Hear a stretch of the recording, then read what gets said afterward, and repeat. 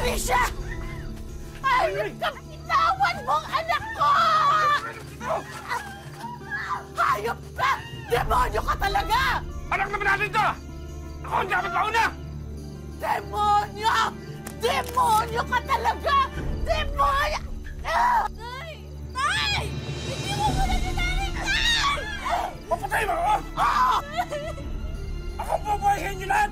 Hindi kayo mabuhay kundi sa akin! Hayop ka! Hayop ka! Saan mo na? Hindi mo na!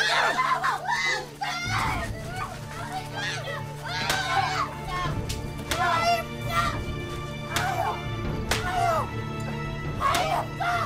Hayop! Hayop! Dati! Dati! Dati! Halika na! Dali! Dali! Takbo!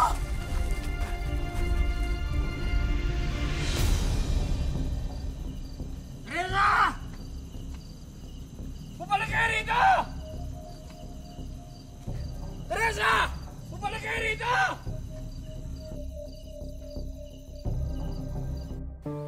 Lahat tayo ay dumarating sa punto sa ating buhay kung saan kinakailangan na nating magpakatatag at manindigan sa alam nating tama.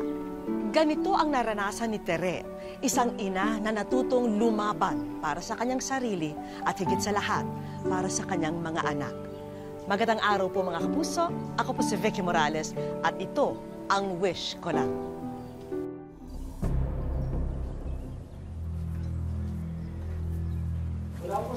Walang hiya ka! Hayop ka! Hayop ka! Pati anak ko! Hindi mo nyo! Hindi ko alam ang ginagawa ko kagabi! Hindi mo alam? Muntik mo akong patayin! Patawarin Paano ka sa kaliwa? Papatawarin? Papatawarin? Hindi! Kaya ako gagawin to dahil sa mga anak ko! Sige na! Mabulok ka sa kulong! Bitawan mo ako! Bitawan mo ako! Mabulok ka sa kulungan! Teresa! Pagsisisihan mo ito! Ako ang nag-aabuhay sa inyo lahat! Wala kang alam sa pagkahanap buhay! Kakayanin ko to! Tanggap ni Tere ang kahinatnan nilang mag-iina nang ipakulong ang kanyang mister. At kahit na siya pa'y buntis, titiisin niyang itaguyod ang mga anak niya ng mag-isa.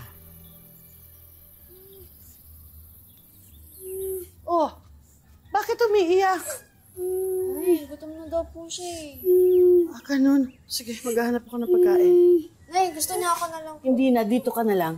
Alagaan mo kapatid mo, ha?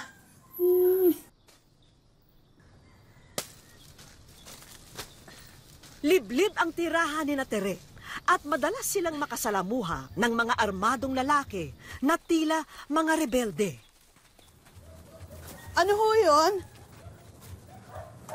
Kayo ba ang ina nitong mga bata? Opo, ako nga po. Balita po namin, pinakulong niyo po ang asawa ninyo.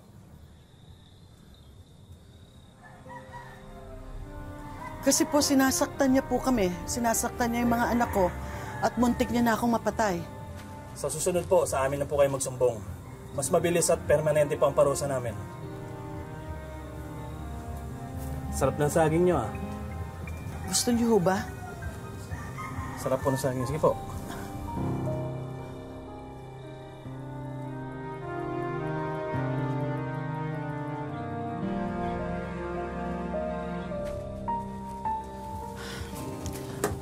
Sige na, pumasok ka na sa loob. Dali mo ang kapatid mo. Hindi, mag-iigib po ako. Hindi na, dito ka na lang. Ako nang gagawa niyan. Huwag kayong lalabas at huwag kayong makikipag-usap sa mga taong hindi nyo kilala. Sige na. Sige po.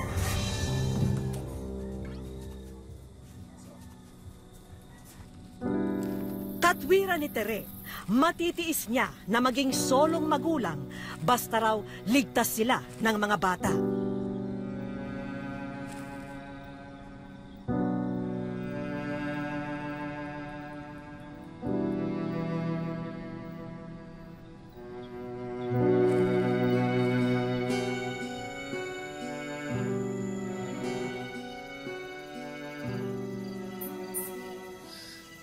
Diyos ko, hindi ko na po alam ang gagawin ko. Hindi ko ko na po alam kung paano bubuhayin ang anak ko.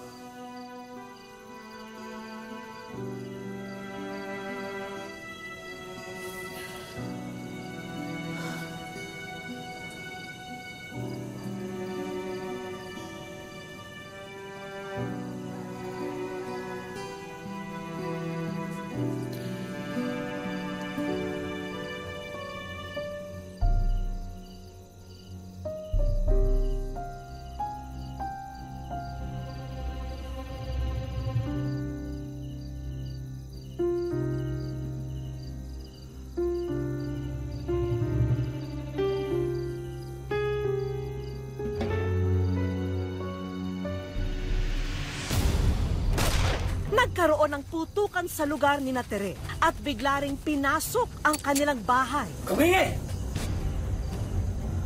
Sige. Sige, tapusin mo na ang paghihirap ko. Sige na, tapusin mo na. Punta! Kumingi! Sabihin mo, pag hinarap ako, wala kang nakita!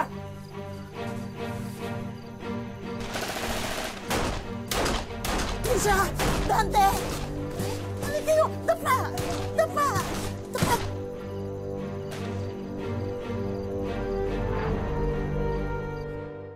Ngayong wala na ang kanyang asawa na tanging naghahanap buhay para sa kanila, hindi na malaman ni Tere kung paano bubuhayin ang kanyang mga anak. Handa na sana siyang sumuko, pero siya'y natauhan at nabatid na hindi ito ang tamang lunas sa paghihirap nila.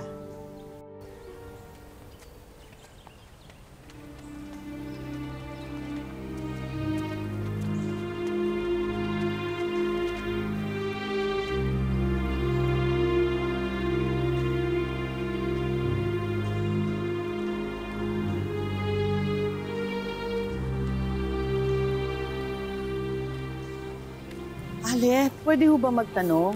Meron ba kayong alam na pwede namin tirhan ng mga anak ko? Ha? Ay, wala po akong alam eh. Salamat ho. Ale, mawalang galang, meron ho ba kayong... Mula sa bundok, makikipagsapalaran na lang sina Tere sa bayan. Umaasa siyang mas magiging ligtas sila rito.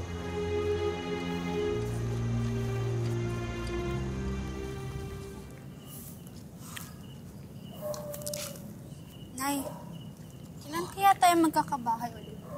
Hindi ko rin alam, anak. Basta ang alam ko lang, hindi ako susuko, hindi ako titigil, at hindi ko kayo iiwanan.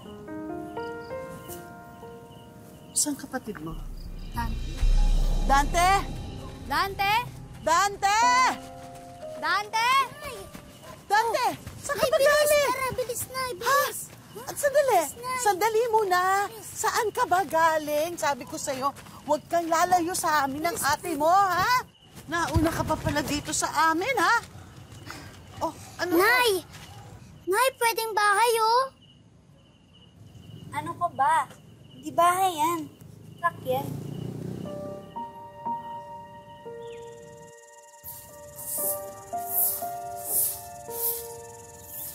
Nay, ang ganda ng bahay natin, ha? May gulong tsaka puro bakal. Trisha, Po. ikaw na muna magtuloy nito, ha? Aalis na muna ako. Saan po kayo pupunta? Wala na tayong pera, eh. Babalik muna ako dun sa kinukunan ko ng tinapa dati. Gala ko po kayo. Kailangan, anak. Kailangan maghanap buhay. Ale, pabili nga po. Ay, salamat po. Ano pong gusto niyo? Meron po akong daing at saka tinapa. Magkano po itong tinapa? 10. Ay, Salamat po. Masarap po yan. ito po.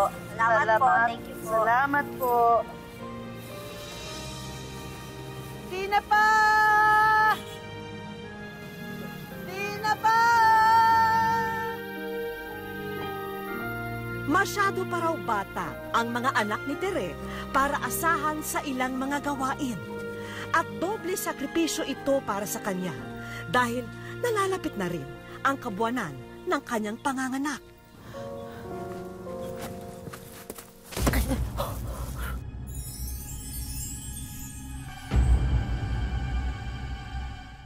Wish ko lang. Nakahanap ng bagong tirahan sina Tere at kanyang mga anak sa isang abandonadong truck ng basura.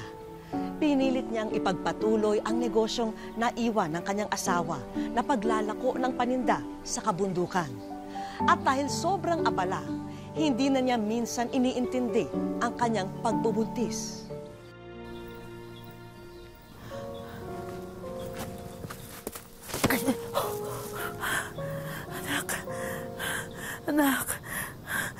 Anak, pasensya na. Kapit lang. Kapit lang, anak.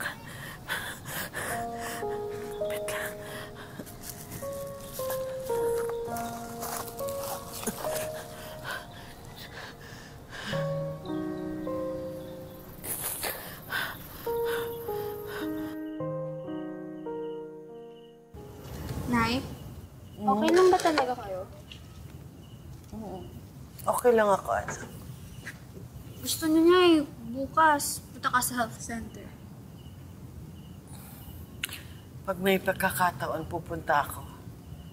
Tsaka, hihingi na rin ako ng bitamina para dito sa kapatid mo. Nay? Palagi na lang po ba tayong ganito?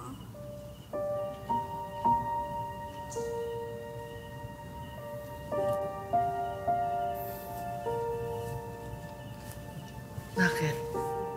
Sumusuko ka na ba?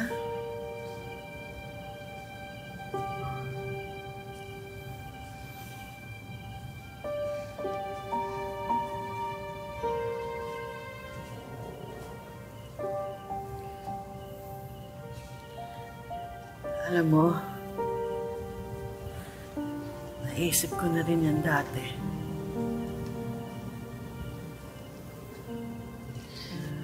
Pero kanina, nung nadapa ako, sabi ko sa kapatid mo, kasusuko. Kapit lang. Huwag kang susuko.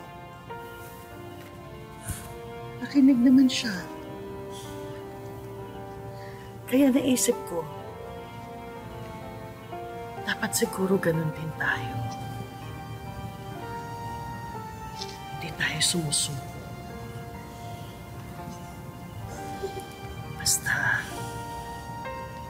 Basta kapit lang.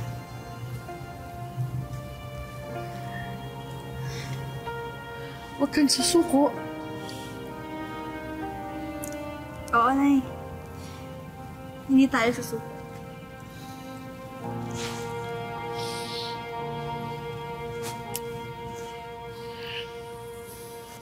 Ate, pengen pong tubig.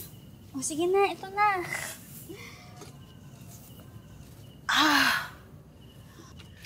Ang kapatid mo sumisipa. Nay, ano gagawin ko? Pumunta kayo sa center. Sige na, sabihin mo doon, mga anak ako. Sabihin mo. Sige po, Nay. Dalian niyo. Sige po, bibilisan lang po namin. Bibilisan namin.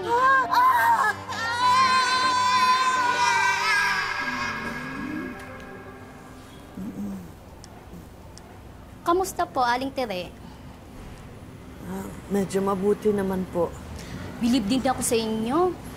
Ngayon lang ako nakakita na nanganak sa truck ng basura. Hindi naman po sadya. Hindi na lang po siguro makapaghintay na lumabas itong aking anak. Totoo po ba sa truck na yung kayo nakatira?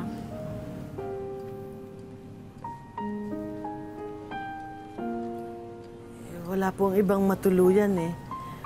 Humingi na po kami ng tulong sa barangay pero ang sabi po nila sa amin, wala daw po silang budget para matulungan kami. Pero delikado sa inyo kung doon kayo nakatira. Lalo na ngayon, may baby ka na. Naisip mo na ba na ipaampon na lang ang mga bata? Para na rin sa kabutihan nila. Ihahanap sila ng magandang pamilya, yung kaya silang pag-aralin. Salamat na lang po. Pero kakayanin po namin. Hindi po kami maghihiwa-hiwalay hanggat kaya namin.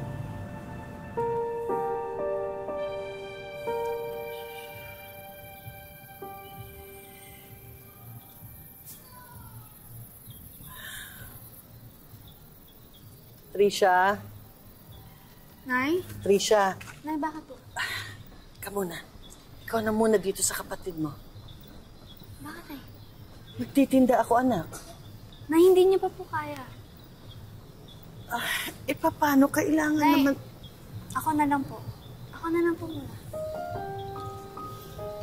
Anak, Nay, di ba nga po kayo mismo nagsabi? Kapit na mabuti. Huwag bibitiw. Kaya, Nay, pwede ba? Pabigyan niyo muna ako tumulong. Tsaka mas kailangan kayo ni baby. sige. Papayagan kita. Pero ngayon lang, ha? Kapag kaya ko na, pag malakas na ako na ulit ang maglalako, ha? Sige po, Nay. Promise. Ingat po kayo, ha? Pusin mo yan. Nagawa mo na ba ang assignment mo? Buti pa si Dante, Nay, no? Nakakapag-aral. Nagkataon lang, anak. Kasi nagbukas yung bagong paaralan dyan sa barangay. Libre naman yun, eh. Nay, ako kaya, kailan kaya ako makakapag-aral ulit? Malay mo. Baka sa susunod, ikaw naman ang makapag-aral. Baka ikaw naman ang malibre sa eskwela. Ano yun? Huwag kang kikilos. Dito ka lang. Dito ka lang, anak. Ikaw naman na bahala dyan. Tama na yan! Tama na yan! Hoy! Ano kayo, ha? Ano kayo? Bakit? Ano ba kayo, ha? Lalasing-lasing kayo tapos manggugulo kayo. Alis dito! Alis! Ikaw, anong ginagawa mo? Alis! Nay, mga lasing na naman, no?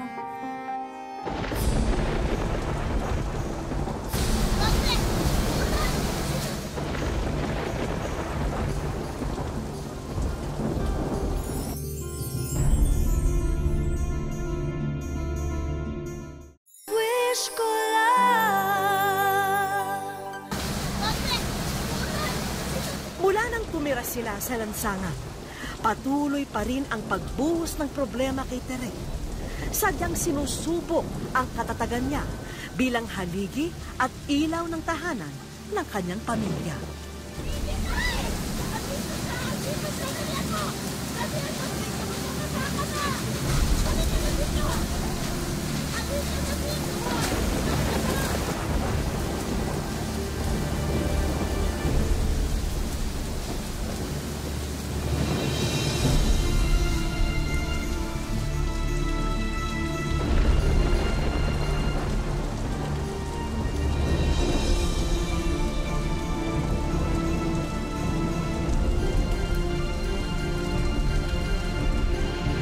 Aling Tere, hypothermia po ang nangyari sa kanya. Masyado po kasi siyang nalamigan. Kinakailangan niyo pong tumigil dito hanggang di po siya nagiging okay.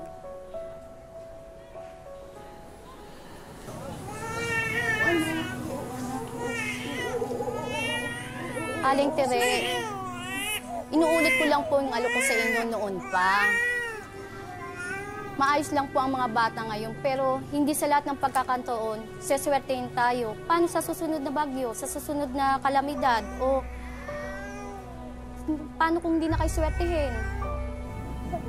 Gusto niyo ipaampon ko mga anak ko? Pasensya na po, Aling Tere. Ma'am, marami na po akong natutunang tiisin sa nagdaang taon mula nang bumaba kami sa bundok. Nagtiis po ako na maglakad ng 3 oras para kumuha ng tubig. Nagtiis ako maglakad, maghapon sa ilalim ng init ng araw para kumita ng pera pambili ng pagkain ng mga anak ko.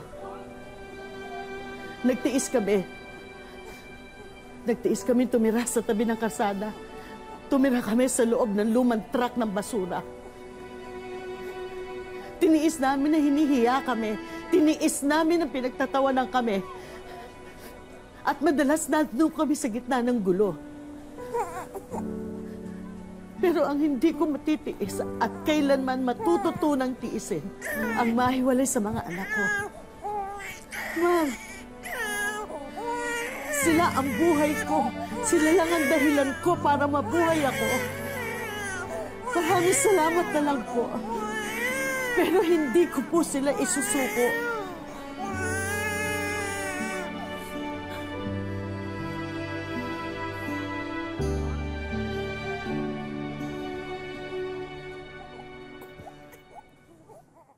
Ang video nito, ang dokumentaryong ginawa ng isang grupo ng mga mag-aaral na naantig sa buhay ni Tere at ng mga anak niya. Pero ang bangungot na pagtira sa lumang truck ng basura ay natuldukan na. Dito na, sa payak na bukirin sa Pililla, Rizal, namumuhay si Tere kasama ang 3 anak at ang bagong katuwang sa buhay. Mas maayos na po konti yung buhay ko ngayon sa dati kong naranasan na mabigat at mahirap. Mayroon akong kasama sa buhay na makatulong po sa akin sa araw-araw na gaano sa mga bata. Kaya ako nagpapasalamat din sa Panginoon.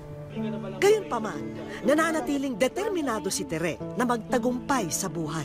Kasama ang 3 anak, binabaybay nila ang paanan ng bundok para manguha ng mga gulay na paninda na ihahain sa kanilang hapag. Titinda ako ng palakal, inahango ko sa bundok. Kahit na sama-sama ko silang 3, kinaano ko. Nag-budget ko yung kinikita ko nga, minsan tag-100, minsan tag-200. Hindi rin tumitigil na mangarap at manampalataya si Tere. Alam niya kasing ito lamang ang pinakamatibay niyang sandata para malagpasan ang mga suliranin ng kahirapan. Naiisip ko rin nung ganun. Sana magbabago rin ang buhay namin balang araw. Hindi lang kami abang buhay ganito.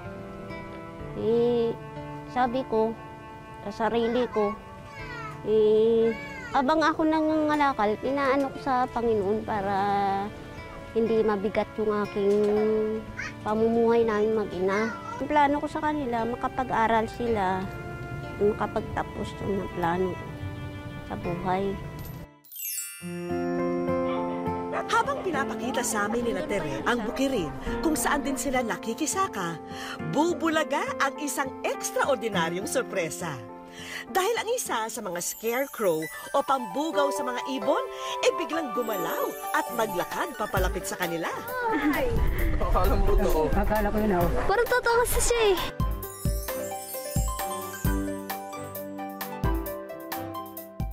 Wish ko lang. Akala ko totoo. Hanggang sa iabot nito ang isang liham kay Tere. Salamat po. Masahin mo daw. Masahin mo. Marunong ka ba bumasa na? Hindi po. Hindi po. Pero dahil hirap makabasa si Tere, tinawag na lamang namin ang mga estudyanteng unang gumawa ng dokumentaryo ng mag-iina, sina Jen at Angelica. Wow! Dear Wish ko lang, magandang umaga po. Alam ko po maaaring hindi niyo po mapansin ang mensaheng ito, pero nawa po, nagdadasal po ako at lumalapit po sa Diyos at sa inyo na mabigyan pansin niyo po ang munting dokumentary po namin. Umaasa po ako na matutulungan niyo po ako sa aking hangarin. Hindi makapaniwala ang lahat, lalo na't liham yun sa amin ng mga estudyante at humihiling na matulungan sila Tere. Yun po yung isa sa number 1 kong naisip, yung magkaroon po sila kahit simpleng sariling pangkabuhayan po na kahit na pwedeng hindi na malayo dun sa mga bata. Salamat. Maraming salamat. Abot langit naman ang pasasalamat ni Tere sa mga batang nagmalasakit para sa kanila. Alam ko may kaputihan puso ka. at kapaitan sa mga mahihirap. Patutuloy mo yan. Salamat. Maraming salamat. Halina Tere at ipapakita na namin sa inyo ang katuparan ng inyong mga pangarap. Simula ngayon, hindi mo na kailangan pumanik ng bundok para humangon ang inyong paninda. Ngayon, kailangan mo lang magprito at gumawa ng masarap na sarsa at siguradong papatok ang bago mong food stand. Nariyan din ang ilang gamit sa bahay para naman maging komportable ang inyong pamamahinga. Hindi po namin ine-expect na darating kagad yun. Pero hindi lamang yan ang inyong aginaldo dahil ang pinakamahuhusay na tanggapan sa buong Pilia Rizal ay nagtulong-tulong para ibahagi ang libreng pag-aaral, financial assistance at training para sa buong mag-anak. Wala po, masaya lang kasi ako kasi nakatulong sa pamilya namin. Marami pong salamat sa inyo. Sa kanila po. Totoo raw na nakinig ang Diyos nang ibulong ni Tere ang lahat ng ito sa langit. Wala na yatang mas mapalad pa sa mga anak ni Tere dahil kapiling nila ang isang ilaw ng tahanan na kahit kailan ay hindi magsasawang magmahal sa kanila. Mabuhay ka, Tere! Bahagi na ng buhay natin ang mga pagsubok, ngunit lahat ng ito ay kayang pagtagumpayan kung tayo ay magpupursige at hindi susuko. Hanggang sa susunod na Sabado po mga kapuso, ako po si Vicky Morales at ito po ang Wish Ko Lang.